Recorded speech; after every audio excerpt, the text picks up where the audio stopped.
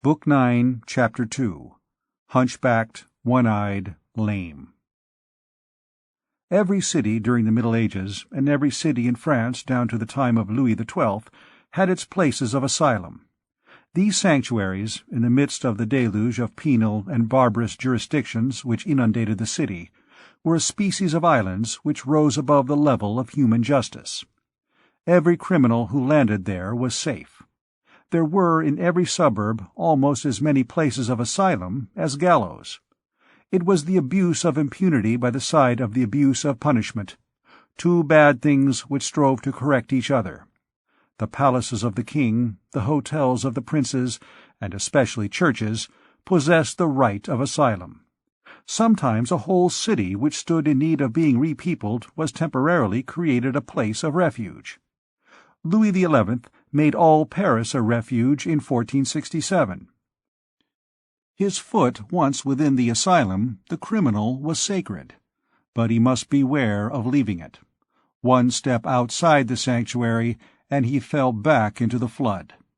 The wheel, the gibbet, the strappado kept good guard around the place of refuge, and lay in watch incessantly for their prey, like sharks around a vessel. Hence condemned men were to be seen whose hair had grown white in a cloister, on the steps of a palace, in the enclosure of an abbey, beneath the porch of a church. In this manner the asylum was a prison as much as any other. It sometimes happened that a solemn decree of Parliament violated the asylum and restored the condemned man to the executioner, but this was of rare occurrence. Parliaments were afraid of the bishops, and when there was friction between these two robes, the gown had but a poor chance against the cassock. Sometimes, however, as in the affair of the assassins of Petit Jean, the headsman of Paris, and in that of Emery Rousseau, the murderer of Jean Valeret, justice overleaped the Church and passed on to the execution of its sentences. But unless by virtue of a decree of Parliament, woe to him who violated a place of asylum with armed force. The reader knows the manner of death of Robert de Clermont, Marshal of France, and of Jean de Chalon, Marshal of Champagne, and yet the question was only of a certain Parrain Marc, the clerk of a money-changer, a miserable assassin. But the two marshals had broken the doors of Sainte-Marie. Therein lay the enormity. Such respect was cherished for places of refuge that, according to tradition, animals even felt it at times. Emois relates that a stag, being chased by Dagobert, having taken refuge near the tomb of Saint Denis, the pack of hounds stopped short and barked. Churches generally had a small apartment prepared for the reception of supplicants. In 1407, Nicolas Flamel caused to be built on the vaults of Saint Jacques de la Boucherie a chamber which cost him 4 livres 6 sous 16 farthings parisis.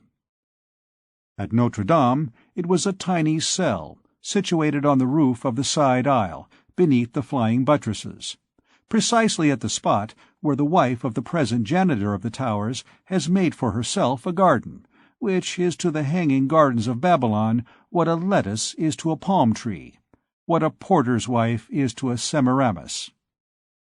It was here that Quasimodo had deposited La Esmeralda, after his wild and triumphant course.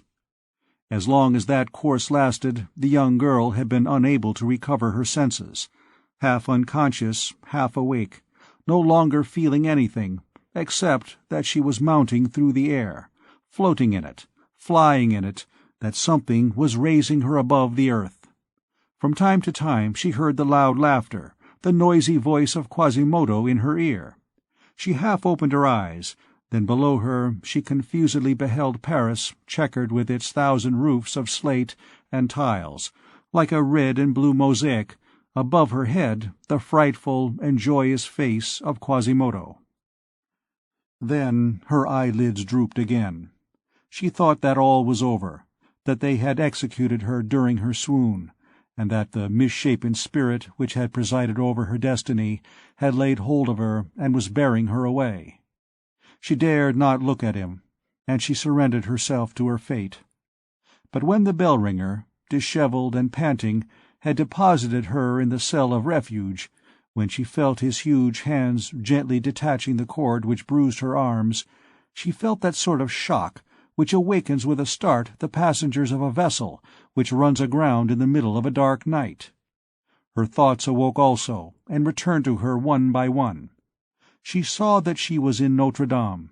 She remembered having been torn from the hands of the executioner, that Phoebus was alive, that Phoebus loved her no longer, and as these two ideas, one of which shed so much bitterness over the other, presented themselves simultaneously to the poor condemned girl, she turned to Quasimodo, who was standing in front of her, and who terrified her.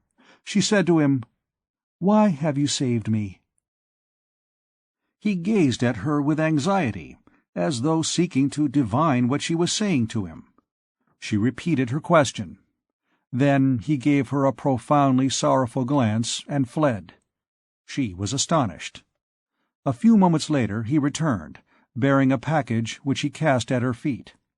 It was clothing which some charitable women had left on the threshold of the church for her. Then she dropped her eyes upon herself and saw that she was almost naked, and blushed. Life had returned. Quasimodo appeared to experience something of this modesty. He covered his eyes with his large hand and retired once more, but slowly. She made haste to dress herself. The robe was a white one with a white veil, the garb of a novice of the Hôtel Diane. She had barely finished when she beheld Quasimodo returning. He carried a basket under one arm and a mattress under the other. In the basket there was a bottle, bread, and some provisions. He set the basket on the floor and said, "Eat." He spread the mattress on the flagging and said, "Sleep." It was his own repast, it was his own bed, which the bell-ringer had gone in search of. The gypsy raised her eyes to thank him, but she could not articulate a word. She dropped her head with a quiver of terror. Then he said to her, "I frighten you. I am very ugly, am I not? Do not look at me, only listen to me. During the day you will remain here. At night you can walk all over the church. But do not leave the church either by day or by night. You would be lost. They would kill you, and I should die." She was touched and raised her head to answer him. He had disappeared. She found herself alone once more, meditating upon the singular words of this almost monstrous being, and struck by the sound of his voice, which was so hoarse, yet so gentle. Then she examined her cell. It was a chamber about 6 feet square, with a small window, and a door on the slightly sloping plane of the roof, formed of flat stones. Many gutters with the figures of animals seemed to be bending down around her, and stretching their necks in order to stare at her through the window. Over the edge of her roof she perceived the tops of thousands of chimneys which caused the smoke of all the fires in Paris to rise beneath her eyes. A sad sight for the poor gypsy, a foundling, condemned to death, an unhappy creature, without country, without family, without a hearthstone.